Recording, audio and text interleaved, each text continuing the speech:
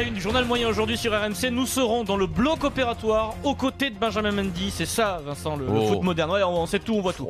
Eric Dimeco, devant le tribunal du Super Moscato Show. Eric affûte tes arguments parce que flagrant délit de mensonge hier. Et puis si on a le temps, on fera un petit détour par là où tout a commencé, Vincent. Mais où tout a commencé? Oui. Le rugby communiqué, oui. Vous êtes prêts? Vous écoutez RMC, c'est le 231e journal moyen de l'histoire du Super Moscato Show. En direct de la rédaction du Super Moscato Show, c'est le journal moyen d'Adrien Alors Egoin. attention, Direct Rugby, soyez bien attentifs Vincent, Direct Rugby à 20h hier, Cessieux arrive en fin de week-end. Il termine sa semaine le lundi soir, Christophe. Comment tu dis, il a les ailes à la fin qui touche la piste, le Christophe. 20h02, début de l'émission, première prise de parole de Christophe Cessieux.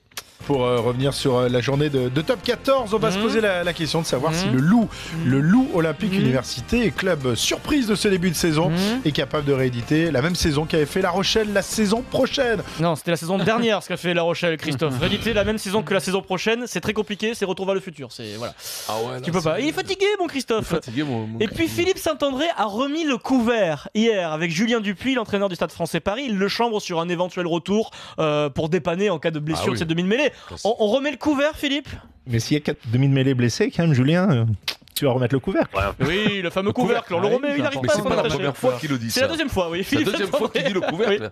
On va remettre le couvercle. La plaie qu'il a fausse. J'étais à côté de lui, il s'est tourné vers moi, il était désolé. Philippe Saint-André, ouais, c'est plus fort que lui. il va me le balancer. Ah, le triangle nous rappelle. Nouveau jingle, Eric. Abandonné. Si tu veux pas jouer, tu vas pas jouer. Pompon, il va te le régler le problème.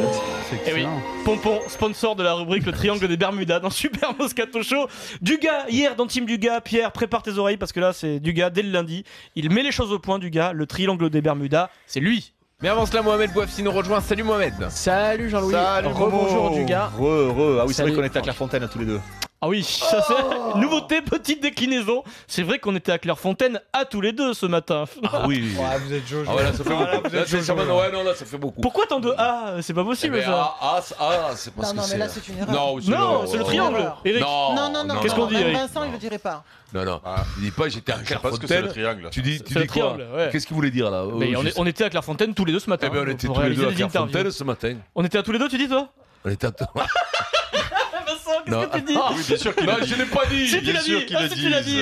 Mais oui. Non, j'ai dit nous étions tous les deux à Clairefontaine. Oui. Pierrot? À Clairefontaine, tous les deux nous étions. Et donc, si tu mets à Clairefontaine tous les deux, tu dis comment alors? Qui est-ce qui était à Clairefontaine? Sujet. Et si tu veux Bah, téléphoner, tous les deux. si tu veux téléphoner à Christophe Dugarry, tu veux t'en souvenir, tu dis quoi? Il faut que je l'appelle. Il faut que je l'appelle à Christophe. Et voilà. Et oui, voilà, c'est comme ça. C'est le triangle des Pour moi, Bermudas. ça sonne bien, Eric. Ça sonne bien pour toi, Non. Maryse. Pour Eric, non. Moi je dirais il faut que je l'appelle à 4h, mais pas à Christophe, tu vois. Enfin, je sais pas, mais. Que je l'appelle à Christophe. Mais non, il faut que j'appelle Il faut que Christophe. j'appelle Christophe. Bon, écoute-moi, partout dans le monde, quand je dis il faut que je l'appelle à Christophe, tout le monde D'accord, ça comprend. marche. En Chine, ça passe.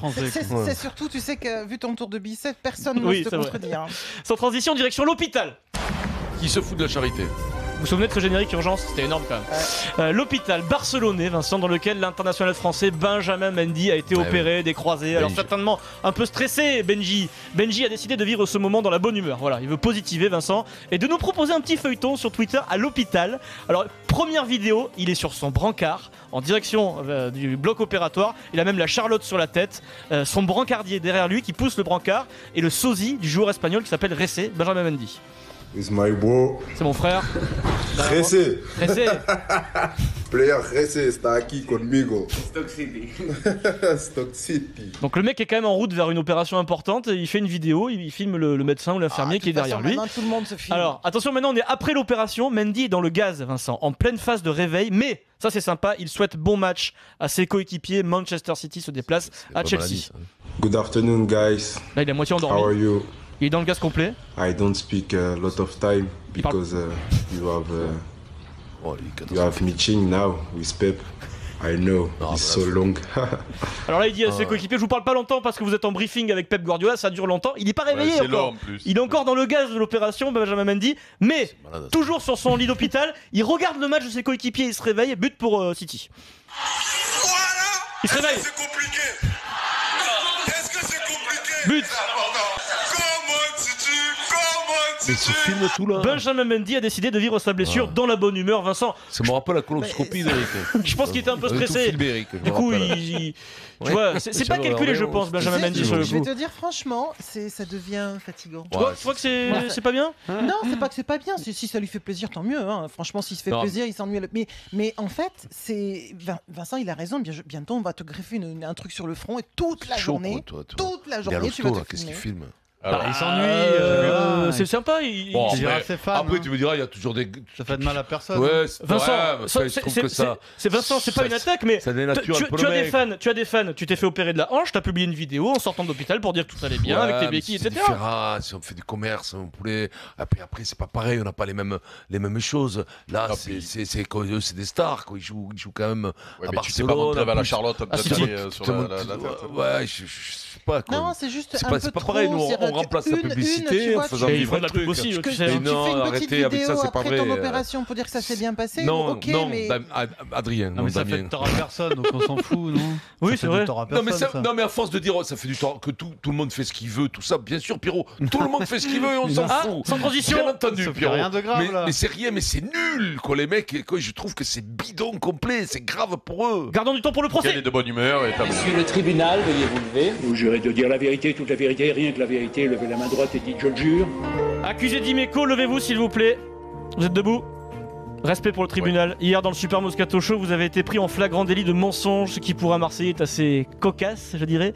Le tribunal présidé par Vincent Moscato attend vos explications. Comme vous avez des droits, je vous rediffuse la pièce à conviction, accusé d'Imeco, extrait du vestiaire sur SFR Sport 1. Accusé, je vous demande surtout de ne pas intervenir pendant la diffusion de la pièce à conviction. Extrait.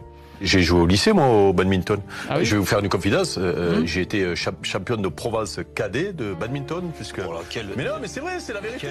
Ben oui, c'est en 78. Au badminton. En 78, à Avignon, j'étais au VTA, le volant tauride avignonnais. Quant à les exploits de l'année en 78, en effet, il y a marqué l'exploit d'Eric Dimeco. Mais tu sais quoi, après, ça sert à rien de parler comme ça. Tu rentres dans les annales du badminton, tu verras, c'est tout. Alors j'ai vérifié, moi j'ai pas trouvé le nom du club, monsieur le président du jury. Moscato, coupable ou pas coupable avant d'entendre l'accusé? Coupable, mais. Mensonge. Le volant tauride a mais là il confond avec une boîte de cul, le volant tauride. C'est sûr, il se souvient plus, c'était le premier coup de canne que t'as mis, non? En me faisant pousser un bifton. Eric Dimeco, vous avez la parole, vous avez 30 secondes. Alors je vous signale que si tu étais honnête à la fin de l'émission, je dis que c'était pas vrai. Je ne suis pas honnête.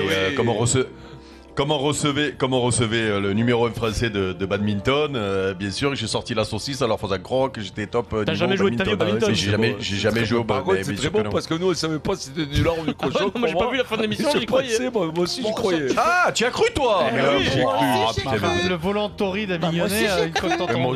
Voilà, ne serait-ce que le nom. Après le volant tauride, au moment où il a dit le volant tauride, j'ai dit non mais tu sais pas, des fois ces clubs amateurs ils ont des noms rigolos, tu vois. Il a menti en réfléchissant quand même très vite parce qu'il te dit 1978, j'étais cadet, ça colle. Et l'OM, quand il nous dit que tu joues à l'OM, ah mais Maryse, mentir, c'est métier quand même de mentir. Quand tu nous dis que tu joues à l'OM, Eric, c'est vrai ou pas vrai maintenant, on peut le dire? Eric, cherche dans les annales, tu m'en trouveras pas non plus. Tu vois pas de but de Dimeco par exemple. Non mais c'est surtout que quand on voit la tête, le physique du Dimeco de 1990, c'est pas le même. Non, c'est vrai. Ah, c'était conneries. Le badminton, on savait même pas. En 78, le badminton, on ne savait même pas ce que c'était. Et donc, c'était des conneries. On jouait au volant à la plage, mais on ne savait pas. On savait même pas ce que c'était le badminton. C'était le sport. On savait même pas ce que ça existait. Sans transition. C'est comme la prose, on savait pas qu'on en faisait. Bien sûr. Minute zen, s'il vous plaît. Vincent, attention, l'instant est grave. Clermont vient de s'incliner à Castres. Le manager clermontois Franck Azema se présente devant les journalistes, Wilfried Templier, et il est zen. Et la question d'un journaliste, comme il est zen, le journaliste va le rendre encore plus zen, Vincent. Franck, cette nouvelle défaite, c'est le contre-coup du titre? Oh non, mais bon, ça vous allez nous le sortir au mois de décembre encore. Peut-être. Donc voilà, je crois qu'aujourd'hui, c'est chaque fois qu'on perd, c'est le titre, chaque fois qu'on gagne, c'est que ça va mieux. Donc en tout cas, je pense pas que ce soit lié à ça. Et là, le journaliste de l'équipe, un ancien d'RMC, Maxime Rollin, installe un dialogue zen, constructif. Il lui parle des 3 prochains matchs, calendrier très compliqué pour Clermont. Franck, 3 défaites, c'est possible? parlais de dynamique, Franck, le fait les 3 défaites. Si malheureusement vous perdez les 3 prochains matchs, ça n'a pas peur que ça entraîne une dynamique après. Non, mais je savais pas que tu étais médium. Si on perd les 3 prochains matchs, il faudra se poser des questions. Il est énervé.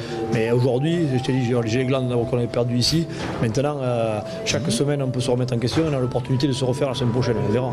Après, si tu me dis qu'on a perdu les 3 prochains matchs, c'est sûr que si tu le sais déjà, c'est pas mal. Alors là, Maxime sort les rames. Voilà. Plus dans la dynamique, au niveau du moral, etc. Oui.